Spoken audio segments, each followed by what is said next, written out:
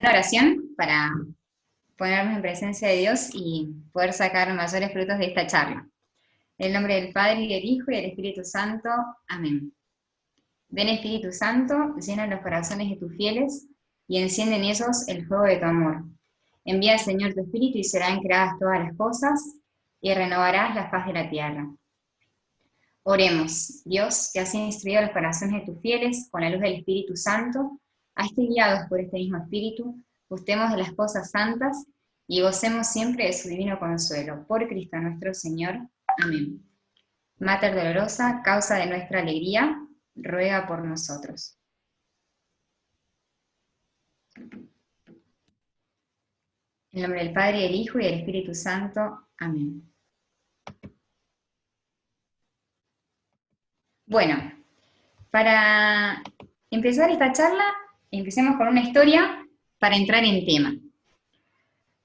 Cuando tuvo 15 años, mi hermano le dijo a mi padre: yo quiero ir al seminario, quiero ser sacerdote. Él quería ser importante. Para quedarme acá y ser uno más del pueblo, aquí el que sobresale es el cura, el párroco. Yo me voy al seminario. Tiempo después, un misionero de China les hablaba así a los seminaristas novicios: en España, el que se condena es porque se le da la gana. Tienen todos los medios para salvarse. Tienen iglesias, sacerdotes, tienen todo. Pero hay miles y millones de paganos que no han oído nunca hablar de Jesucristo. Esa conversación bastó para que mi hermano dijera: ¿y si hay que ir a las misiones? ¿Cuál es la más difícil? En ese momento, el Papa Pío XI había escrito que la misión de Alaska era la tarea más heroica en la Iglesia Católica. Y Alaska se le metió a segundo en el corazón y en el alma, en la ilusión y en los ideales. Y ya no era más que Alaska.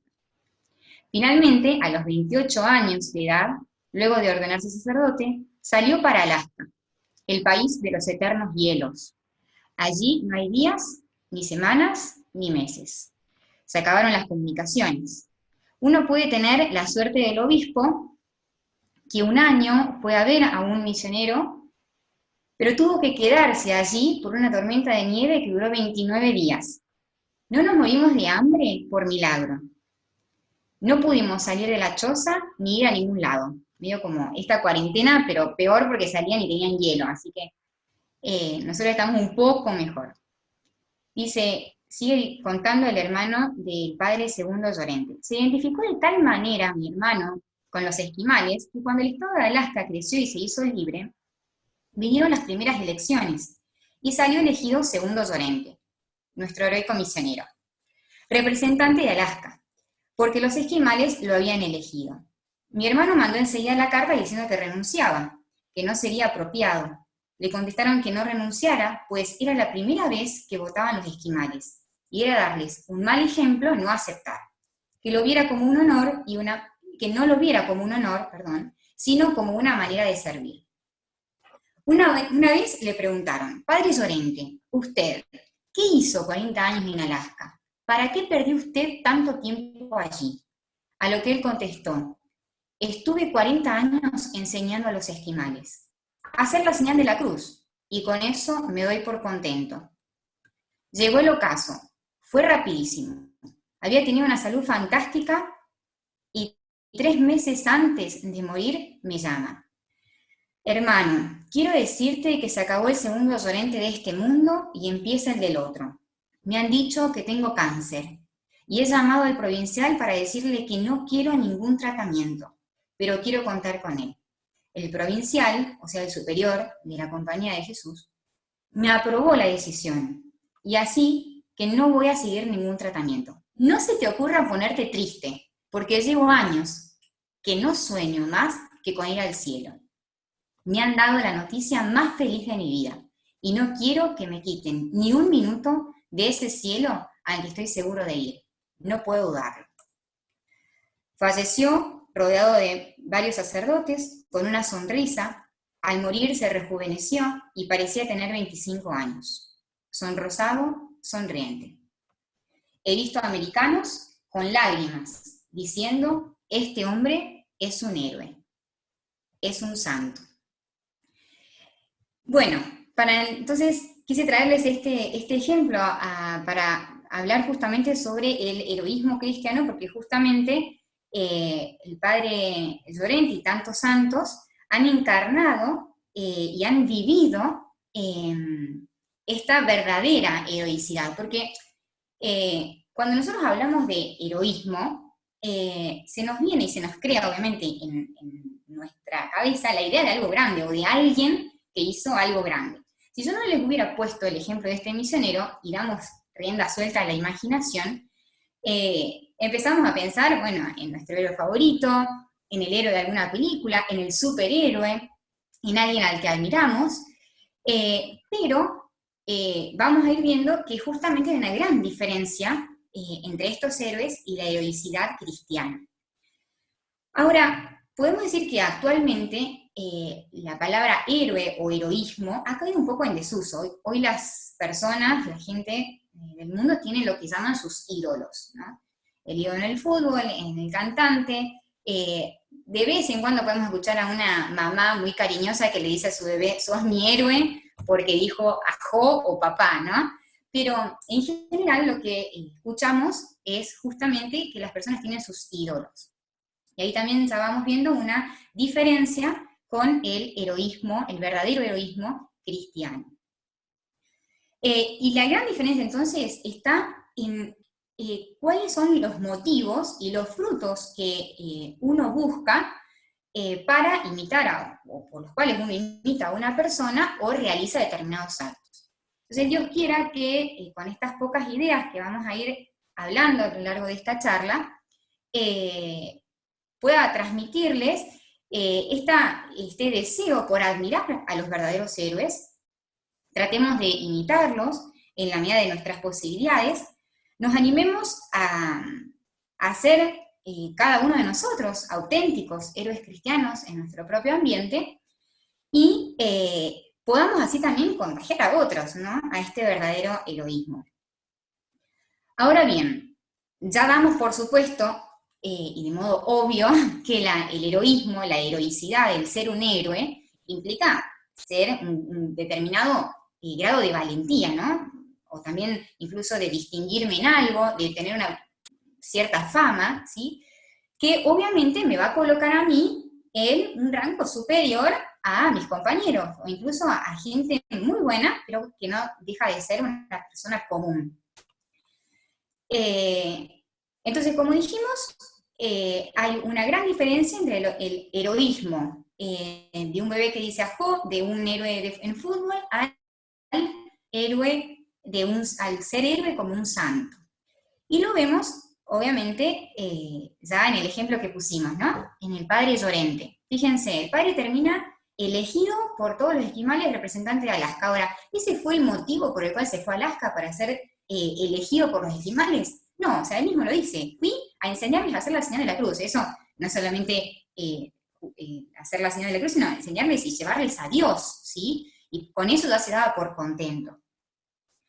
Entonces, para seguir motivándonos con el padre Llorente, les cuento uno de los pequeños y tantos actos heroicos, porque ya fue heroico irse a Alaska, imagínense, al frío, al hielo, para aprender otra cultura, pero después a lo largo de su vida tiene un montón de ejemplos y encima los vivía de modo muy cómico, muy gracioso, pero también con una heroicidad y una magnanimidad muy grande. Entonces, les cuento otro de los ejemplos para que podamos ir viendo cómo esto que parece que es algo inalcanzable, algo que no es para mí, sin embargo, lo es y con toda verdad lo vamos a terminar concluyendo a lo largo de esta charla. Y se cuenta en una de sus crónicas que dice, él va contando, ¿no? En primera persona. Escogí visitar a los mineros católicos de las minas de oro de Nayak en avión. Cargué con las maletas, hice una visita muy fervorosa al sagrario y salí para el aeródromo, que para mí es siempre salir para el matadero. Creo que lo único que me da miedo en Alaska es el volar. Vamos prestando atención a los detalles, ¿sí? O sea, y cada cosa que él va contando realmente es una enseñanza para nosotros. Dice, lo único que me da miedo en Alaska, dice que lo único que me da miedo en Alaska es el volar. Y como para Dios no hay secretos, se enteró de ello. Y me destinó a Kuski, donde todos los viajes principales tienen que ser forzosamente en aeroplano. Gracias a Dios, el piloto es muy experimentado. Despegamos sin novedad y nos remontamos por las nubes como la cosa más natural del mundo. Yo me puse en oración y tanto me consoló el Señor en ella que me extrañó ver cómo con tanta rapidez habíamos llegado a la mina. El aparato fue bajando según las reglas universales de la aviación y al tocar el suelo lo hizo con una velocidad inesperada. Rebotó hacia adelante unos 12 metros y al tocar el suelo por segunda vez, hocicó.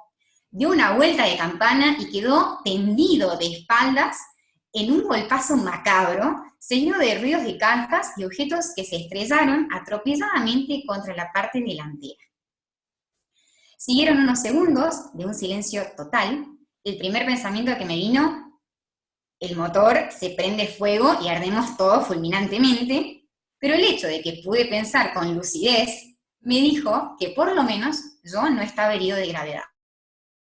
El piloto y su compañero salieron sin ninguna herida, pero yo tenía una herida en la cabeza que me llegó hasta el hueso. Y era tanta la sangre que me salía que se me alarmaron razonablemente, pero ¿qué íbamos a hacer? La enfermera, una señora católica muy afable, cuando me vio perdió la serenidad. Luego de lavados y vendajes, ella se negó rotundamente a proceder adelante en la curación, diciendo que era demasiado para ella por carecer de recursos y también por si había complicaciones. En resolución, se decidió, en juicio sumarísimo, que me volaran inmediatamente a Betel, donde tenemos hospital y médico. Entre tanto, iba anocheciendo. Por primera vez en la vida me pareció que Dios me pedía algo que valía la pena. Y corrí a dárselo con las manos extendidas, como rogándole que lo tomase todo. Por eso, cuando me dijeron que ya me esperaba el aeroplano para volver a Betel, no me importó nada volver a volar, caer y estrellarme de una vez, siendo que así como yo tenía miedo a volar, y ahora los hechos demostraban que mis temores tenían su fundamento, es decir, la posibilidad de perder la vida. El mismo piloto del accidente se ofreció a volarme, y nos metimos en aquella sombra de avión. Un verdadero cajón con alas donde apenas cabíamos. Ya era de noche, pero había algo de luna, y sobre todo esperábamos guiarnos por el faro gigante de Betel. Pasó un rato, sin notar rastros del faro, pasó otro rato mucho más largo, y nos convencimos de que allí ocurría algo muy serio. La cantidad de gasolina era muy limitada. Imagínense el padre. Bueno. Después de ofrecer muchas veces mi vida a Dios por la salvación del mundo, pensé que el Santísimo Sacramento de mi iglesia en Betel pudiera servir muy bien de imán que atrajese derechamente el aeroplano al aeródromo que hay junto al hospital. Con qué fervor se lo pedía el Señor. Y sigue diciendo el padre Llorente. Leemos en la vida de algunos santos que tenían a su disposición los tesoros del corazón de Jesús. Yo interpuse las oraciones de las almas buenas que rezan por Alaska y las misiones en general. Tal vez una de esas almas pertenecen al grupo de santos, a los que Jesús no les niega nada. Al instante, el grito del piloto me aseguró que estábamos en Betel. ¿Qué le había pasado al faro? Estaba en reparación. Y acababan de arreglarlo. El instinto animal de conservación gritó dentro de mí, ya no vuelvo a volar. Pero lo acallé al punto, pues sería una barbaridad rechazar el cáliz que tan amorosamente nos regala Dios. Entramos en el hospital y el médico, después de examinarme, dijo que aquello no era nada. La esposa del médico nos llevó a cenar a su casa, donde les conté las anécdotas más relevantes de los sucesos. En mi viaje de vuelta, a decir verdad, tenía un aterrizaje en la selva nocturna, y Dios me estaba preparando este banquete tan suculento.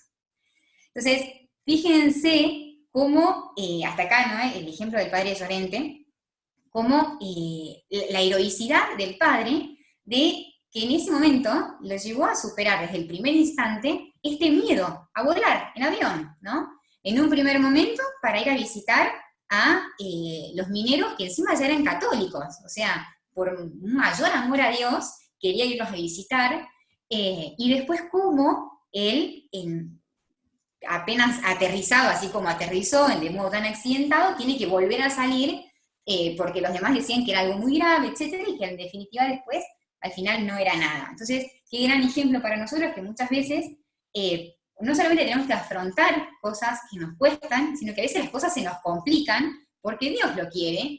Y bueno, miren con qué grande ánimo y heroicidad, sobre todo, el padre Llorente se ofrecía, ¿no? Ofrecía por el mundo, por amor a Dios, y se lo entregaba, ¿no? Bueno, así, y vieron un poco la comicidad de él al relatar los hechos, así está llenísimo de otros ejemplos. Que en definitiva, en este propiamente, era vencer el miedo a volar. O sea, no era nada grande que Dios le estaba pidiendo en ese momento. ¿Y qué es lo que pasa? Que el padre Llorente y tantos santos vivieron lo que ya San Pablo les dijo a los corintios. ¿No saben que los que corren en el estadio, todos en verdad corren, pero uno solo se lleva el premio? Corren de tal manera que de tal manera que lo obtengan. Todo aquel que lucha o corre, de todo se abstiene. Ellos para recibir una corona corruptible, pero nosotros para una incorruptible. Entonces, esto es justamente, o sea, ya San Pablo veía que hay que correr, hay que, por así decirlo, cumplir la voluntad de Dios. Todos tenemos una misión acá en esta vida, bueno, correr la carrera de la vida, por así decirlo, con una meta, con un fin, que San Pablo lo tenía de modo muy asegurado, o sea, él sabía cuál era su meta, cuál era el premio, que Dios lo esperaba, y en eso, con los que conocemos un poco más la vida de San Pablo, o sea, es el apóstol, ¿sí?, de Cristo, y bueno, y así entonces también lo vivieron tantos santos.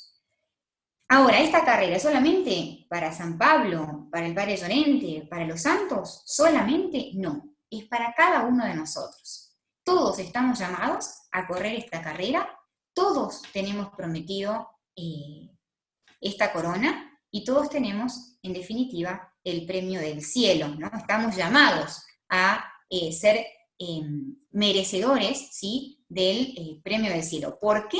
Porque somos bautizados, fuimos bautizados, somos hijos de Dios. Y al ser ya hijos de Dios, ¿qué nos da el ser hijos de Dios, ¿no? ¿Qué nos da el bautismo, mejor dicho? Nos quita el pecado original, pero nos hace herederos del cielo, nos hace hijos de Dios y herederos del cielo. Acá ya está, o sea, desde el primer instante Dios ya como que se anticipa a darnos esta corona. Pero sabemos muy bien que Dios no nos obliga, sino que nos deja esta libertad para elegirlo, ¿no? Para elegir este premio.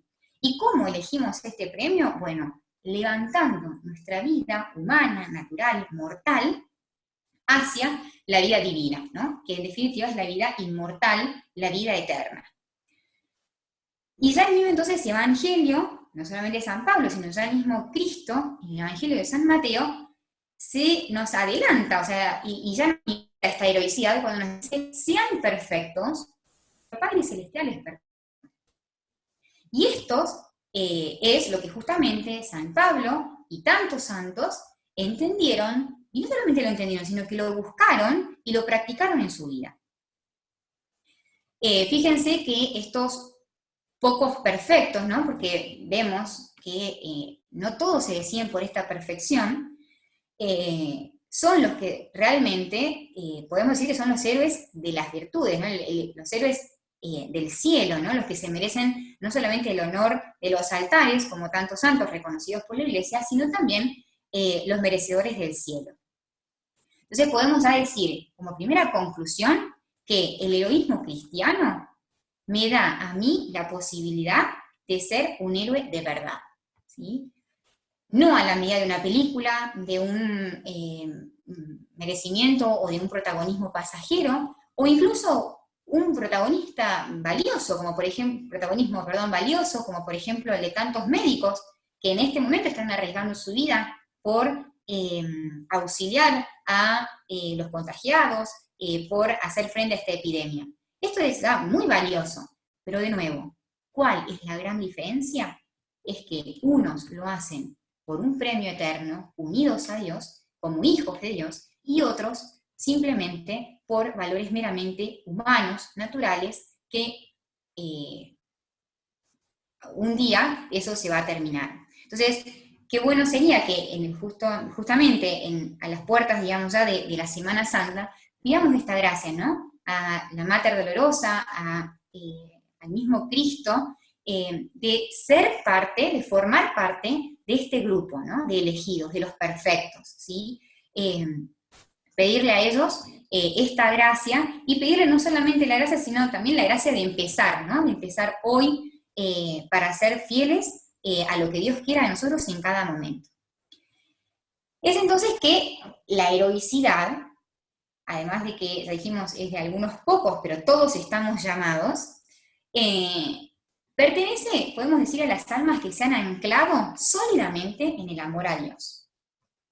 Ustedes me pueden decir, ok, vale, todo bien, todo muy lindo, pero ¿cómo lo hago? ¿Cuándo empiezo? ¿Cómo empiezo? Bueno, yo les contesto con el Evangelio. O sea, fíjense, el Evangelio es la misma palabra de Dios, ¿no? Lo que necesitamos hacer para ir al cielo. ¿El Evangelio qué nos dice? Todo lo que hicieron con el más pequeño de mis hermanos, a mí me lo hicieron. Y estas palabras, ¿cuándo las vamos a escuchar? El día del juicio final. Cuando Dios Padre, de la última sentencia, y ya no va a haber más chance de ni pedir perdón, ni retroceder nada, o sea, con nuestra muerte ya se queda todo, digamos, en stand-by a escuchar, digamos, esta última sentencia. Qué bueno sería escuchar estas palabras de Dios Padre, ¿no? O sea, vengan benditos de mi Padre, a recibir la herencia del reino que les está preparado. ¿Por qué? Porque tuve hambre y me diste de comer, tuve sed y me diste de beber. Todo lo que hicieron con el más pequeño de mis hermanos, a mí me lo hicieron. Fíjense entonces lo que nos dice, por ejemplo, Santo Tomás, ¿no? Acerca de esto de la práctica, en definitiva, de la virtud, ¿no? Que es como el inicio de esta heroicidad, ¿sí? Dice, la virtud consiste en el seguir o imitar a Dios. Toda virtud, como toda otra cosa, tiene su tipo ejemplar en Dios. Y el Papa, Benedicto XIV, describe la heroicidad de este modo. Dice, para ser heroica, una virtud cristiana debe capacitar a su dueño, o sea, o a la persona que posee esa virtud, debe capacitarla para realizar acciones virtuosas con extraordinaria prontitud, facilidad y placer, por motivos sobrenaturales y sin razonamientos humanos, con autoabnegación y pleno control de las inclinaciones naturales. Bueno, parece mucho, pero es muy sencillo. Detengámonos un poquito más porque la verdad que el Papa resume de modo magnífico, digamos, en qué consiste la heroicidad. Entonces dice que la virtud heroica, o sea, para que una virtud sea heroica, o que alguien sea heroico al ejercitarse en las virtudes, dice, debe capacitar a la persona para realizar acciones virtuosas, o sea, acciones buenas, con extraordinaria prontitud. Dice, volvamos al ejemplo que nos puede ayudar el padre Sonente, ¿no? Sintió la inspiración de ir a visitar a los mineros católicos en avión, fue, ¿no? Con prontitud, va. Lo mandan de vuelta, va. O sea, siempre se ve ahí una prontitud por hacer esta obra virtuosa. Con facilidad, esto ya es un plus, ¿no? O sea, al principio, el padre Sonente, o sea, dice que se pasó todo el viaje rezando, o sea, tampoco es que se le hizo muy fácil, digamos, ¿no? Pero ya con ese acto de esfuerzo, dice que ya en el segundo viaje era como que ya dice que corría a darle la vida a Dios prácticamente, ¿no? Y dice, no sé, entonces, con prontitud, con facilidad y con placer. Esto ya es el sumum del sumum, ¿no? La heroicidad incluso de los mártires, ¿no? O sea, que ya hacen lo que les cuesta, lo que implica un esfuerzo, ya con placer. Esto, o sea, todos estamos llamados, pero todos estamos muy lejos, me parece, de hacer algo que me cuesta con placer. Pero bueno, a eso estamos llamados y no tenemos que nunca cansarnos de pedirle al Señor que nos ayude a llegar a este grado de santidad. ¿Qué sigue diciendo el Papa? Dice que lo lleva a hacer entonces estas acciones por motivos sobrenaturales y sin razonamientos humanos. O sea, de nuevo, el Padre Llorente fue por un motivo sobrenatural, para visitar a los mineros, para hacerles una compañía espiritual, ¿no? De nuevo, o sea, el amor a Dios y el amor a las almas. Sin razonamientos humanos, en ningún momento él dijo, no, porque tengo miedo, tengo vértigo, me voy a descomponer, ningún razonamiento humano se ve en el Padre Llorente. Y dice, con autoabnegación, la lleva a hacer entonces una virtud, o sea, ejercitar una virtud en grado heroico, dice, el Papa lo lleva a ejercitarse en la autoabnegación y en el pleno control de las inclinaciones naturales. O sea, ¿qué significa esto? Autoabnegación, la abnegación es el olvidarse de uno mismo para hacer algo por el otro o por un motivo superior, ¿no? Entonces, autoabnegación es, bueno, renunciarse a sí mismo, dice, y tener un pleno control de las inclinaciones naturales. El padre Llorente tenía miedo, o sea, su inclinación natural era tener miedo a volar. Sin embargo, se autocontroló, incluso hasta el último momento, que es cuando siente el grito del piloto que dice, ya estamos en Betel, dijo, bueno, no vuelo nunca más. O sea, es la inclinación natural de decir, basta de aviones. Sin embargo, ¿qué hizo? Rechacé ese pensamiento al instante, dice, porque no está bien rechazar el cáliz que tan amorosamente nos prepara, o sea, los sacrificios que Dios nos prepara en definitiva, ¿no? Para demostrarles esta heroicidad. Entonces, fíjense, ¿no? O sea, a tal punto nos tiene que llevar el ser heroicos, primero en pequeños actos cotidianos. Y esos pequeños actos cotidianos realizados de modo heroico me llevan y me van a ir llevando a hacer algo que al principio me parecía extremadamente difícil. Póngale la persona perezosa, ¿no? Yo soy perezosa. Bueno, me parece imposible levantarme rápido a la mañana. Bueno, si yo empiezo a poner un esfuerzo, otro esfuerzo, eso que al principio me parecía imposible, después terminó levantándome de un salto, ¿se entiende? Entonces, es como que voy creando dentro mío una segunda naturaleza, ¿no? Una fuerza heroica que me lleva a hacer algo grande, un poco más grande, por amor a Dios.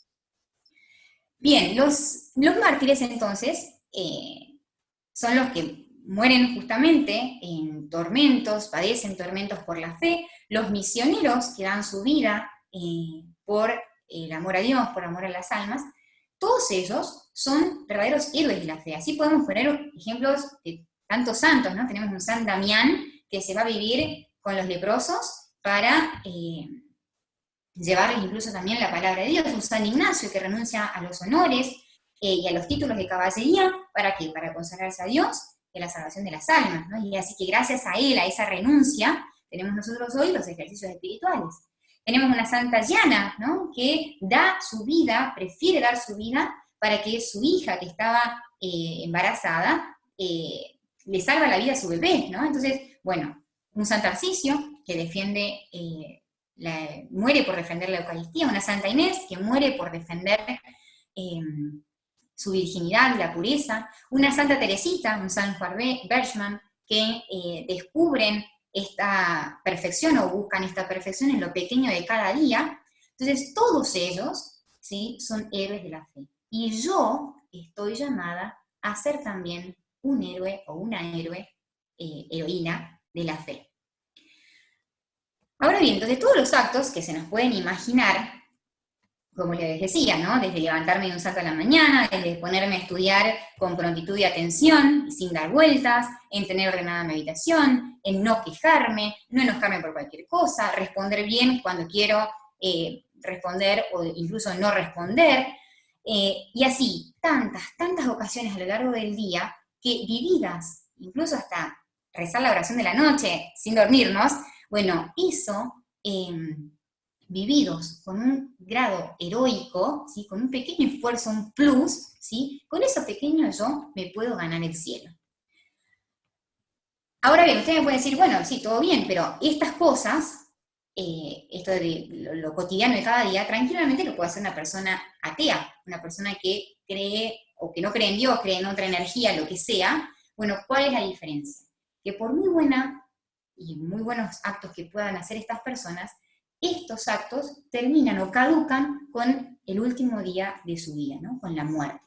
Por eso el Evangelio ya nos advierte y se nos adelanta a quitarnos este engaño y decir, ¿de qué les sirve ganar todo el mundo si al final pierden el alma? Entonces, acá está el gran secreto de toda esta cuestión, por así decirlo, ¿no? O sea, todo está en hacerlo unidos a Dios, ¿sí? Por amor a Dios, y como ya dijimos, esto lo tenemos gracias al bautismo, ¿no? Que nos facilita y nos posibilita este premio, este incentivo, por así decirlo. Entonces, pero bueno, si empezamos a hablar de cosas pequeñas, ustedes me pueden decir, pero entonces que el catolicismo o la iglesia no me llama a grandes conquistas. No, sí, nos llama a cosas grandes. Pero primero, ¿sí? Y Dios lo sabe muy bien, hay una conquista que es mucho más difícil, mucho más grande, podemos decir, que es la conquista de nosotros mismos, ¿sí? Entonces, conquistándonos a nosotros mismos, ¿sí? Después sí podemos conquistar, por así decirlo, el mundo entero, ¿no? O estaríamos dispuestos a hacer lo que Dios quiera de nosotros, si es dando nuestra vida, consagrándola a Dios, o dando la vida en un sacrificio abnegado para llevar el pan a mi familia. Bueno, pero primero lo pequeño, ¿sí? Empezamos con el paso a paso. Habían santos que le decían, Dios mío, no me muestres todo ya, ¿sí? Mostrame solamente el primer paso que tengo que dar, ¿no? Entonces, bueno, lo mismo a nosotros. Dios nos pide ahora lo pequeño de cada día, y después Dios va a ir pidiendo a medida que nosotros vayamos correspondiendo. Entonces, dijimos que por nuestra condición de bautizados, Dios se nos adelanta, ¿no?, al llamarnos a esta perfección, nos llama a ser sus héroes. De mi parte, entonces, ¿qué es lo que tengo que hacer? Hacerlo unido a Dios. ¿Y cómo me uno a Dios? Bueno, por la fe, la esperanza y la caridad. Fíjense, si yo hago un acto que me implica algún esfuerzo, por ejemplo, tengo que ponerme a estudiar, no quiero, bueno, pero lo hago con una fe convencida, ¿sí? Porque sé que estoy creada para Dios, porque sé que si yo pongo este esfuerzo me va a ganar para mí, una felicidad mayor en el cielo. Bueno, eso ya para mí tiene un sentido, ¿sí? Por eso también se explican los grandes actos heroicos de los mártires, ¿no? Que dan su vida. Bueno, me toca a mí dar la vida en este momento para ponerme a estudiar, por ejemplo, ¿no? Esta heroicidad en San Ignacio se ve y ya se nos lo presenta el santo justamente al principio de los ejercicios espirituales, ¿no? Los que ya hayan hecho ejercicios o los que todavía no, se van a encontrar que al principio, antes de entrar a los ejercicios espirituales, ¿no?, él dice, bueno, ¿para qué vas a hacer todos estos ejercicios espirituales? ¿No? O sea, si uno dice, bueno, me quiero ir al gimnasio para ponerme en forma, bueno, es como que si primero el entrenador me sentara y me dijera, bueno, vas a hacer todos estos ejercicios por esto, por esto, por esto y por esto. Bueno, San Ignacio es lo que intenta y lo que se propone hacer justamente en el principio y fundamento. Antes de entrar a los ejercicios espirituales, nos dice, bueno, ¿para qué está hecho el hombre? Para Dios. Y el hombre está creado para alabar, hacer reverencia y servir a Dios nuestro Señor. Y mediante esto, salvar el alma, ¿no? Y todas las otras cosas son creadas para que le ayuden al hombre a conseguir ese fin. Y bueno, ¿dónde está la heroicidad? Está bien, yo uso esto, el celular, para el fin. Entonces no para perder tiempo. Uso de mi reloj, no para estar obsesionada con el tiempo, sino para ser puntual. ¿Cuál es la heroicidad en esto? Bueno, al final del principio y fundamento, San Ignacio, en su genialidad, dice que tenemos que desear y elegir en todas las cosas lo que más me conduce a mí al fin que soy creada, ¿sí? Entonces, ahí en el magis ignaciano, está la heroicidad, ¿no? O sea, bueno, ok, el celular me tiene que servir para, no sé, el apostolado, para comunicarme, etc. Bueno, pero si más a mí me sirve decir, bueno, no, de tal hora a tal hora no lo voy a usar por estudio, bueno, con más entrega, uso de eso creado, ¿sí?, que está para mí, pero en función de algo mayor. Espero que se vaya entendiendo, digamos. Bien, dijimos entonces, me uno a Dios por la fe, estar convencida de esto. De paso les recomiendo hagan los ejercicios espirituales cuando todo esto se pase. La esperanza, ¿sí? La esperanza firme, ¿de qué? De que Dios me aguarda en el cielo, de que Dios me tiene prometido el cielo.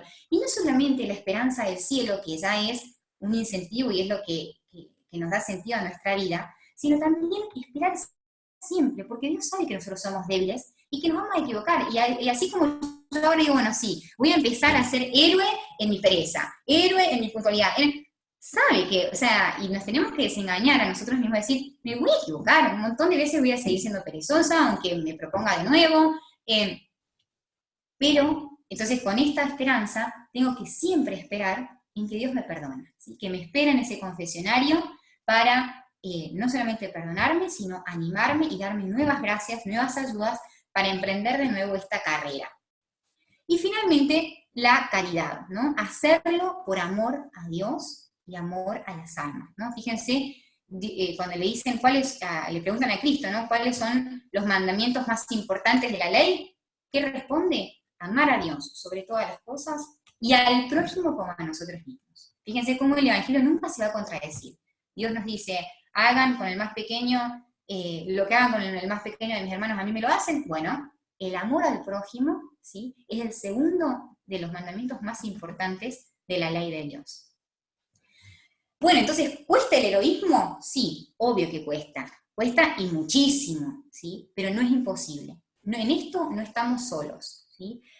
Ya vimos el ejemplo de los santos, alguno tendrá su santo de devoción, si a alguno le interesa, el Padre Llorente es muy gracioso y la verdad que enseña muchísimo, pero sobre todo tenemos el mejor y mayor de los ejemplos, el ejemplo perfecto que es en Cristo, ¿no? Verdadero Dios y verdadero hombre, ¿sí? Jesús, por mí, se hizo hombre, se hizo pequeño, humilde, pobre, y por mí me enseñó incluso a cómo sufrir, ¿no? O sea, Él fue el primero en sufrir y dar su vida por nosotros. Por eso es que después Él dice, no hay amor más grande que dar la vida por un amigo, ¿sí? Entonces, ahí está también la gran ventaja que tenemos los cristianos de tener a Cristo como modelo, como maestro, como hermano, como amigo. Y no solamente eso, sino que hay más todavía. Tenemos por el bautismo, o a partir del bautismo, empieza a habitar en nosotros el mismo Dios, ¿sí? Entonces, si yo soy consciente de eso, si yo vivo la vida de la gracia, frecuento los sacramentos, vivo la vida de oración, ¿sí? De los mandamientos, Dios vive dentro mío. Entonces ya no está solamente Jesús diciéndome desde afuera o esperándome en el sagrario con todo lo que significa, sino que está dentro mío. Entonces, si está dentro mío, ¿cómo haría tal cosa? ¿Qué le ofrecería? Él me está mirando, ¿no? O sea, cómo también Dios se preocupa por unirnos de tal manera, Él es el primero que quiere ayudarnos en este heroísmo, ¿no? Para alcanzar el cielo. Entonces, podemos concluir que si vivimos así, esta heroicidad, nuestra vida cristiana, esta cuarentena, ¿no? Con este heroísmo, solo así estaremos viviendo la invitación, ¿no? De Cristo que nos enseña, ¿no? A vivir el camino del amor más grande, ¿no? El amor heroico, el amor a Dios, que en definitiva nos permite dar la vida por nuestros hermanos. Así que bueno, espero que se haya entendido. No sé si alguno tiene alguna pregunta, pero bueno, creo que un poquito de estas ideas como para vivir también la Semana Santa y bueno, cada día de nuestra vida en definitiva, ¿no? Que como dice San Ignacio, estamos hechos para Dios, así que todo se tiene que dirigir en función de eso. Así que todos a ser héroes para Dios.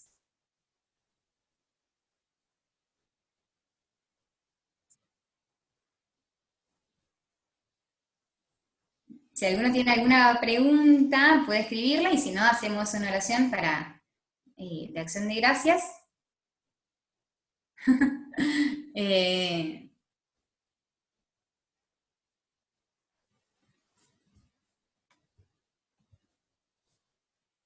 bueno, si les parece, hacemos una oración. Eh, y bueno, y les deseo a todos un muy buen fin de semana y también Semana Santa. En el nombre del Padre, y del Hijo y del Espíritu Santo. Amén. Te damos gracias, Dios omnipotente, por todos los beneficios que hemos recibido de tus manos para mantenernos en tu santo servicio. Por Cristo nuestro Señor.